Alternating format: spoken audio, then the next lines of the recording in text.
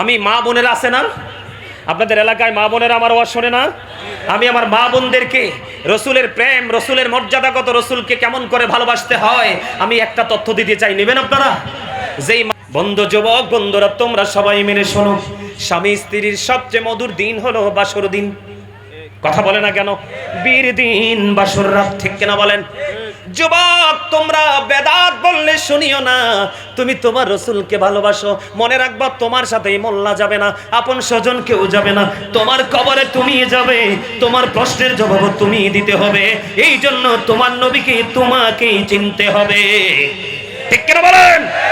যুবক রে, তোমরা সবাই শোনো, বাসর রাত্রিতে হানজালা রাদিয়াল্লাহু তাআলা আনহুর বাসর চলছে, স্বামী স্ত্রীর মিলন বন্ধ হতে চলেছে। স্বামী স্ত্রীর মিলন হয়ে গেল। এই সময় যুদ্ধের ময়দান থেকে অত্যন্ত ভয়ঙ্কর তথ্য চলে আসলো। হযরতে হানজালা বিয়ে করেছে, বিবির সাথে বন্ধু বাসর হয়েছে। বাসর মানে তো সবাই বোঝেন, স্বামী স্ত্রীর ফিজিক্যাল মেলামেশা। এই মেলামেশার পরে বন্ধু গোসল করা ফরজ। বন্ধু আমার দিকে খেয়াল করেন, মদিনাওয়ালা কত দামি রে। ওই মোল্লারা যেই দুরুদের মধ্যে আমার নবীর নাম সবার আগে, যেই দুরুদের মধ্যে আমার নবীর নামও 4 বার, ওই ইব্রাহিম খলিলুল্লাহর নামও 4 বার, আমার নবীকে বাদ দিয়ে কেমন করে ওরা দুরুদ ইব্রাহিম নাম দিতে পারে আমার বুঝে আসে না, ঠিক কিনা বলেন? এবার বন্ধু হানজালা রাদিয়াল্লাহু তাআলা আনহু চলে গেলেন উহুদের ময়দানে। হানজালার বিবিও কিন্তু গোসল করে নাই। হানজালা রাদিয়াল্লাহু তাআলা আনহু তিনি গোসল করে নাই, দৌড়ে ছুটে চলে গেলেন। পিছন পিছন হানজালার বিবিও চলে গেলেন। যাইয়া বললেন, নবী গো, ও বন্ধু, আমার স্বামী কোথায়? রাসূলকে বললেন, রাসূল গো, আমার স্বামী হানজালা কোথায় গো? ও রাসূল, আমি আমার স্বামীকে খুঁজছি বন্ধু। উহুদের ময়দানে খোঁজাখুঁজির পরে দেখে হানজালার লাশ তো উহুদের ময়দানে নাই। কেমন করে থাকবে রে? ও বন্ধু, ও বন্ধু রে, জান্নাতের খাদেমরা হানজালার লাশ তো পৃথিবীর জমিন থেকে উঠাইয়া নিয়ে গেছে। জোরে জোরে কন্যা সুবহানাল্লাহ। হানজালার লাশ বন্ধু, ও বন্ধু, হানজালা যুদ্ধের ময়দানে নবীর প্রেমে এসে বন্ধু শাহাদাত বরণ করেছে। শাহাদাত বরণ করেছে। শরীয়তের আইন কিন্তু আপনি অমান্য করার সুযোগ নাই। কথা বলেন না কেন? শরীয়তের আইন হলো স্বামী স্ত্রীর মিলন হলো, গোসল তো করতে হবে। কিন্তু হানজালা তো গোসল করে নাই, হানজালার বিবিও তো গোসল করে নাই। মদিনার নবীর প্রেমে বন্ধু যুদ্ধের ময়দানে গিয়ে শাহাদাত বরণ করে ফেললো। এবার হানজালার বিবি যখন বলল, ইয়া রাসূলুল্লাহ, ইয়া হাবিবাল্লাহ, নবী গো, স্বামী আমার কোথায় গো? প্রাণের নবী যে একটা ডাক দিয়ে বললেন, হানজালার বিবি রে, তুমি উপরের দিকে তাকাও। এবার আকাশের দিকে তাকালেন, চেয়ে দেখলেন হানজালার লাশ আসমানের দিক থেকে জমিনের দিকে নিয়ে আসলো। এবার হানজালার বিবি হানজালার এই পবিত্র নূরানী চেহারার দিকে তাকিয়ে দেখলেন, ও বন্ধু, হানজালাকে যে জান্নাতের খাদেমেরা আরশের নিচের পানি দিয়ে গোসল করাইছে। ও বন্ধু, হানজালার বিবি নজর দিয়ে চাইয়া দেখে রে, হানজালার দাড়ি বেবে পানির ফোঁটা ঝরে ঝরে পড়ছে। ও গো নবী, নবী গো, ও প্রাণের নবী, আমার স্বামী তো গোসল করে নাই গো নবী, আমি দেখতে পাচ্ছি আমার স্বামী গোসল করা অবস্থায়। এবার হানজালার বিবিকে নবীজি একটা ডাক দিয়ে বলল, হানজালার বিবি রে, তোমার স্বামী তোমার রাসূলের প্রেমে তো জীবন দিয়ে দিয়েছে। এই জন্য আমার আল্লাহ আরশের নিচের পানি দিয়া জান্নাতি খাদিম দিয়ে গোসল করাইয়া জমিনে পাঠাইছে। জোরে জোরে কন্যা সুবহানাল্লাহ। আমরাও তো নবীর উম্মত, আমরা দুরুদ মিলাদ এগুলো তো তুলেই দিছি, কি বলেন? আসেনি? আসেনি? এই যেই মোল্লা নবীর দুরুদের মিলাদের আল্লাহর ওলিদের বিরোধিতা করবে, এটার ঈমান ঠিক নাই। কথা বলে না কেন? এটার ঈমান ঠিক নাই। আমি আপনাদেরকে বলি, এটাকে খাওয়াইতে পারবেন, হাদিয়া দিতে পারবেন, পাইল্লা পুইসা মোটা করতে পারবেন, এটারে দিয়ে আমরা 2 টাকার কাম হইতো না। আর মদিনাওয়ালার প্রেমিক যদি চিকন হয়, এটা আধার মতো, যতই দিন যাবে ততই ঝাঁস বের হবে। কথা বলেন না কেন? আরো জোরে। যে নবী চিনে না সে কখনো আলেম হতে পারে না। আপনি কোরআন বুঝতে গেলে কার কাছে যেতে হবে? রাসূলের কাছে, ঠিক না? নামাজ বুঝতে হলে কার কাছে যেতে হবে? রাসূলের কাছে। আমরা নবীর উম্মত হিসাবে শরীয়তের বিধানগুলো পেয়েছি কার থেকে? মদিনাওয়ালা থেকে। এখন আমরা মদিনাওয়ালাকে বাদ দিয়ে দিতে চাই, ঠিক কিনা বলেন? আরো জোরে। রাসূলকে ভালোবাসতে রাজি আছেন? আমরা ভালোবাসতে চাই। আরো জোরে বলেন। সবাই রাজি? আরো জোরে। আমার রসুলের প্রেম এত মধুর, শুধু প্রেমটা করেই দেখেন যে প্রেমের মধ্যে কত জাদু, কত মধু, ঠিক কিনা বলেন? আমরা আমাদের রসুলকে প্রাণীর চেয়ে বেশি ভালোবাসবো।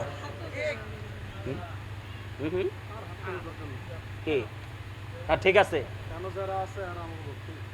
আমার কথা বুঝতেছেন? আমার কথা এতক্ষণ পর্যন্ত বলছি যে কে কে বিরক্ত হয়েছেন হাত তোলেন। আচ্ছা এদিকে তাকান, এদিকে তাকান, আপনারা আলেমরা তাকান আমার দিকে একটু। কোরআনে যে আল্লাহ বলেছেন, দাদু ভাই একটু খেয়াল করেন, আপনারা আলেমরা যারা, কোরআনে একটা শব্দ খুব চমৎকার আছে, অত আজিরুহু অত আকিরুহু, আছে না নাই? Help him and respect him. তোমরা আমার রাসূলকে সাহায্য করো এবং সম্মান করো। কথা বলে না কেন? সাহাবীরা হাসান ইবনে সাবিত রাদিয়াল্লাহু তাআলা আনহু মসজিদে নববীর মিম্বরে তো দাঁড়িয়ে নবীজির শান গাইছে, কি নাকি বৈশা গাইছে? দাঁড়িয়ে। ওই সাহাবাই কেরামের তুলনায় সাহাবীরা থেকে আমরা বেশি দামি হয়ে গেলাম? তারা যদি নবীর সম্মানে দাঁড়াতে পারে, আমরা দাঁড়াতে পারি না? এখন ওই মোল্লার একটা ফতোয়া দিয়ে দিবে যে নবী যে তখন সশরীরে ছিল, এখন কি নবী সশরীরে নাই? আল আম্বিয়াউ আহিয়াউন ফি কুবুরিহিম ইউসাল্লুন, আসেনিও? নবীরা তাদের আপন আপন রোজায় জিন্দা, তারা নামাজরত অবস্থায় আছে। শুধু নামাজরত অবস্থায় না, সূরা বাকারাতে খোঁজ করে দেখেন, আল্লাহ বলেছেন ইনদা রাব্বিহিম ইউরযাকুন, দে রিসিভ ফুড ফ্রম আল্লাহ। আল্লাহ তাদের জন্য জান্নাতি খাবার পর্যন্ত বরাদ্দ দিয়ে রেখেছে, ঠিক কিনা বলেন? আর আপনি মোল্লা কইতে জন্মইছেন, ভালো কিতাব পড়া মনে নসিবে জোটে নাই। যেটা নবী চেনে না সেটা মোল্লা হইতে পারে? কথা বলেন। যে রাসূলের সম্মান বোঝে না সেটা মোল্লা হইতে পারে? আরো জোরে বলেন। যুবক ভাইদেরকে বলছি, ওদের টার্গেট কিন্তু তোমরা। তোমাদেরকে টার্গেট করতে পারলে সমাজের মধ্যে হট্টগোল লাগাই দিবে, তোমরা কিন্তু সাবধান থাকবা। হানজালা নবীর প্রেমে বাসর ছাইরা গেছে, তোমারে কিন্তু আমি বাসর ছাইরা যাইতে বলি নাই। তুমি তোমার সবকিছু ঠিক মতো করো, কিন্তু নবীর অপমান করলে সেটার প্রতিবাদ করো। কথা বলে না কেন? যে নবী চিনেন আমরা তার সাথে থাকবো, যে আল্লাহর ওলিদেরকে সম্মান করেন আমরা তার সাথে থাকবো, যারা সুবিধার জন্য এখন একটা বলে একটু পরে আরেকটা বলে আমরা তাদেরকে মূল্যায়ন করব? কখনোই। কি কি কর, অসুবিধা নাই তো? আমি তো সিদ্দিকী ভাইয়ের জন্য অপেক্ষাই করতেছি, আইলেই তো আমি নাম্মা যাবো, উনি আইলেই তো আমার ছুটি, ঠিক কেনা বলেন? আপনারা কি বুঝতে পারছেন? এই এখন আবার ওই যে কি জানি বলে, ওই আমাদের দেশে ওই যে কি জানি জানাজার পরে দোয়া করে না, দোয়া নিয়ে দুনিয়ার মারামারি। কথা বলেন না কেন? আরে জোরে। এখন হেরা সৈদির সাথে ফতুয়া দিয়ে, খেয়াল করেন, বোঝেন, বিবেক কাজে লাগাবেন, আবেগ না। আমি আবেগী মানুষ না, আমার দিকে তাকান, কারণ এখন আবেগ দিয়ে চলবে না তো। আপনারা ওরা সৌদি আরবকে ফতু হিসেবে দাঁড় করায়। সৌদি আরব তো ব্র্যান্ড পার্টি হয়, এটা কি কোরআন হাদিসে আছে? আমি নিজে দেখে আসছি মদিনায় যাইয়া, ও বৈধভাবে মদ খাওয়ার ভিআইপি পরিবেশ তৈরি। মদ কি হারাম না হালাল? আরে শুধু হারাম নেই, আল্লাহ কো ইন্নামাল খামরু ওয়াল মাইসিরু ওয়াল আনসাবু ওয়াল আজলামু রিজসুম মিন আমালিশ শাইতান। মদ, জুয়া, মূর্তি, ভাগ্যগণনা, গৃহস্থ শয়তানের কাজ। নাউজুবিল্লাহ বলেন। তো আপনি সৌদি আরব, আল্লাহ আমার রাসূল দেখাইয়া যায় নাই, আমাদেরকে দিয়ে গেছে কোরআন এবং হাদিস। কথা বলেন না কেন? সৌদিয়ানরা মুনাজাত ধরে না কেন জানেন? আর এখনকার তো ম্যাক্সিমাম ইয়াজিদ বাহিনীর দল। এখনকার কি মদিনায় গেলে মোটামুটি শান্তি পাওয়া যায়, কিন্তু মক্কায় শান্তি নাই। আমি নিজে যাই আইছি, আমি দেখছি এরা যেমনে পারে এমনি ধাক্কায় মারে, ধরে, কিলাই কন্যা সব করে, কিন্তু মদিনা হচ্ছে শান্তির জায়গা। আমিন কল। আমার দিকে ওদের ভাষা হলো আরবি ভাষা, মাতৃভাষা আরবি। ওরা ইমাম সাহেব বললে ওরা বোঝে, কিন্তু আমরা ইমাম সাহেবরা বললে আপনারা বোঝেন না। এই জন্য আমি যদি সারাক্ষণ পড়ি, এমনি যদি পড়তে থাকি, হাতরা এমনি শক্ত করে যদি পড়তে থাকি, রব্বানা যালামনা আনফুসানা ওয়া ইল্লাম তাগফির লানা ওয়া তারহামনা লানাকুনান্না মিনাল খাসিরিন, কিছু বুঝছেননি? আরে কথা কন, কিচ্ছু বুঝছেন? বুঝছেন? কিচ্ছু বুঝেন নাই। এখন এইটাতে দিলটা নরম হয় নাকি আল্লাহ গো আমার যিনি কবরে গেছে তাকে তুমি মাফ করে দাও, আল্লাহ আমিও তো আসছি, আমার গুনাহগুলি মাফ করে দাও, আমরাও যেন কবরের পথের যাত্রী পরিপূর্ণতা অর্জন করে যেতে পারি, সেই ব্যবস্থা করে দাও। এই কথাগুলো বলে দিলটা নরম হয় না? কারণ মানুষ তো এমনিই তো নোংরা হয়ে যাচ্ছে, ইসলাম থেকে দূরে চলে যাচ্ছে। আমাদের আলেমদের কাজ হলো মানুষকে কিভাবে আকৃষ্ট করব, তার হৃদয়ে টাচ করে কিভাবে আমরা ধর্মের দিকে ধাবিত করব, সেটা করা আমাদের দরকার। কিন্তু আমরা সেটা না করে আমরা ফতুয়াবাজি করে করে মানুষকে শক্ত করে দিচ্ছি, ঠিক কিনা বলেন? আপনারা দোয়া করবেন, কোনো ফতুয়া শুনবেন না। যদি সে ফতুয়া দেয় নাই, আপনি বলবেন কোন কিতাবে নাই উল্লেখ আছে দেখান, দেখবেন মোল্লা গাঁটটি ফালাইয়া দৌড় দিবে। কথা বলেন না কেন? আরে জোরে। আপনার ব্যক্তিগতভাবে ভালো না লাগলে আপনি করেন না, ঠিক না? ঠিক। আরো জোরে, আরো জোরে। আবার কয় 5 দিনে 40 দিনে বা মৃত্যু ব্যক্তিদের জন্য খাবার খাওয়ানো জায়েজ না। আচ্ছা, সারা বছর জায়েজ হইলে মানুষ মরার পরে খাওয়াইলে এটা না জায়েজ কোন কিতাবে আছে? ওই আমরা সবে বরাতে হালুয়া রুটি খাই, কিও সারা বছর হালুয়া রুটি খায়, মোল্লারে দাওয়াত দিলে মোল্লাও খায়, কিন্তু সবে বরাত আইলে বলে এটা বেদাত। আপনারা কি আমার কথা বুঝেন? আরো জোরে বলেন। আচ্ছা, হালুয়া রুটি কি হারাম জিনিস, নাপাক জিনিস? হ্যাঁ, তো সবে বরাত আইলে এটা আমাদের পূর্বসূরীরা, আমাদের মুরব্বীরা করে গেছে, এটা করলে একটু ভালো লাগে, ঠিক না? আর এমনিতেও তো একজন আরেকজনকে, হ্যাঁ এইটাই এইটাই এই তাওয়া, এটাই বলতেছি। আমার দিকে তাকান। এই মানুষকে খাওয়াইলে আল্লাহ খুশি হয়, ঠিক না? পরিচিত হোক অপরিচিত হোক, মুসলমানকে দেখে সালাম দিয়ে দিলে আল্লাহ খুশি হয়। সব খানা হালাল, হালুয়া রুটি বেদা। আপনারা একটু চিন্তা করেন না, এগুলো কি যৌক্তিক না অযৌক্তিক? অযৌক্তিক না? 12 মাস খাই তুমি বেদাত ফতুয়া দেন, সবে বরাতের দিন খাইলে বেদাত। সবে বরাতের দিনটা কি এমন দিন? দিন নির্ধারণ করো তো, কোন দিন নির্ধারণ করে খাওয়ানো, খাওয়া, দেওয়া, নেওয়া, এটা বেদাত। এটা কি আশ্চর্য ধরনের ব্যাপার। এই জন্য সর্বশেষ কথা, সিদ্দিকী ভাই আসতেছে, এদিকে তাকান। আল্লাহ রাসূল বলেছেন কিয়ামতের পূর্বক্ষণে কিয়ামতের আলামত অনেকগুলোই প্রকাশিত হবে।